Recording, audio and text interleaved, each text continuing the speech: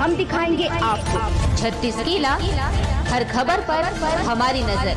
प्रियदर्शनी व्यवसायिक परिसर अम्बागढ़ चौकी में 22 अप्रैल 2002 को बनाए गए नियम और शर्तों की धज्जियां उड़ती हुई दिख रही है। नगर पंचायत के मौन रवैये और जवाबदेही की कमी ने यहां के हालात बदतर बना दिए हैं। 41 बिंदुओं के नियम और शर्तें जो दुकानों के किराए, उपयोग और आरक्षण से संबंधित थी, व्यवसायियों और प्रशासन की मिलीभगत के चलते पूरी तरह से नजरअंदाज कर दी गई।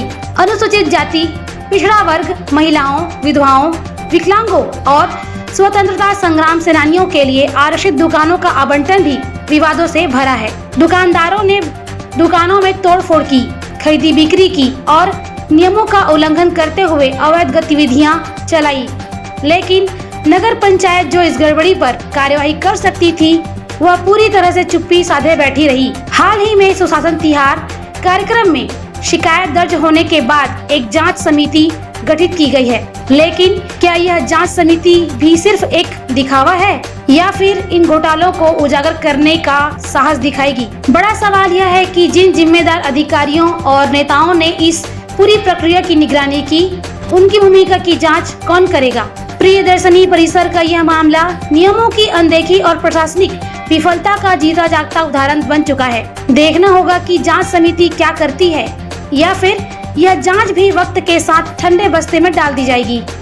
देखिए, व्यावसायिक परिसर का जो नियंत्रण है, यदि वो नगरीय क्षेत्र में है तो नगरीय जो प्रशासन है उसके ऊपर है, और ग्राम पंचायत क्षेत्र में है तो ग्राम पंचायत के ऊपर उसको वो निर्भर करता है। अगर ऐसी बात है कि कहीं पे ऐसा है कि कोई व्यक्ति जिसको आवंटित हुआ वो ना होके कहीं और है, इस संबंध में मैं ग्राम पंचायतों को भी और नगर पंचायत को भी निर्देशित करूंगी तो इस चीज को चेक करें कि जिसको आवंटित हुआ एक तो वो रहे उसमें, और यदि उसका बार बार रीसेल या इस तरह का आगे किसी को विक्रय कर दे, इस तरह की बात कहीं पे, तो उसकी जांच करें, उसका परीक्षण करने के बाद उसमें फिर कार्रवाई भी करें।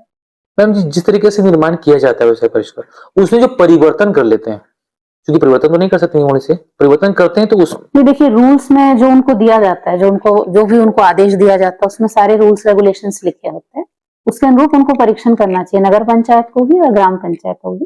क्योंकि आवंटित करते वक्त जो भी उनको आदेश दिया जाता है, आवंटन आदेश, उसमें शर्त अधिरोपित रहती है, उसमें शर्तें लिखी होती है, उस शर्त के अनुरूप उनको पालन कराना चाहिए।